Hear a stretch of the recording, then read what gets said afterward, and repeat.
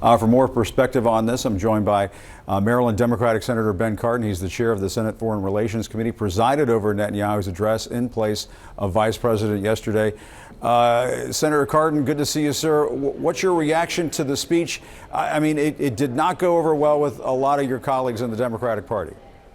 Well, Jim, first of all, it's good to be with you. It's always important when we have the Prime Minister of Israel in the joint session. The relationship between our two countries transcends any one administration. It really is a reflection of the importance of Israel and the United States working together. And when he talked about unity, I think he got the strongest bipartisan response that we need to work together. Do you think he went overboard at times during the speech?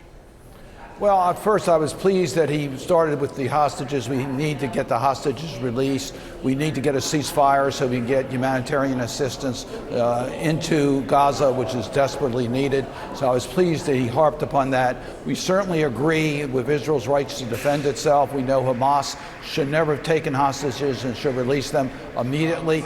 I was concerned with some of his comments on balance as it related to the demonstrators, as it related to humanitarian assistance.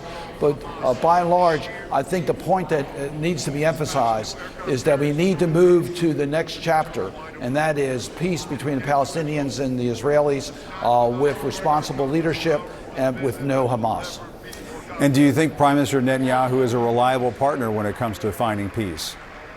Well, it's interesting. He mentioned the comparisons to World War II, and of course there are now independent countries in Germany and Japan. The only solution here is two states living side by side in peace. That's what I strongly support. That's the path we have to pursue, but it has to be without terrorists.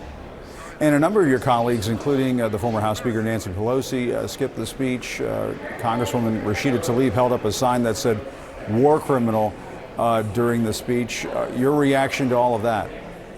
Well, I also know that they met with the hostage families. I met with the hostage families.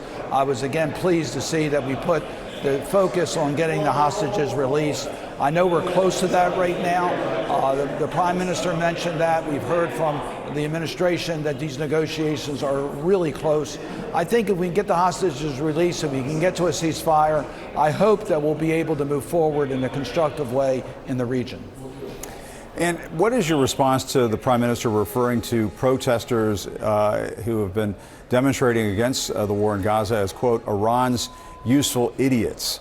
Is that kind of language the kind of language that a head of state should be using in an address to Congress, talking about Americans in that fashion? I mean, people have the right to free speech. Should he be describing critics of the war as Iran's useful idiots, especially in the middle of a campaign?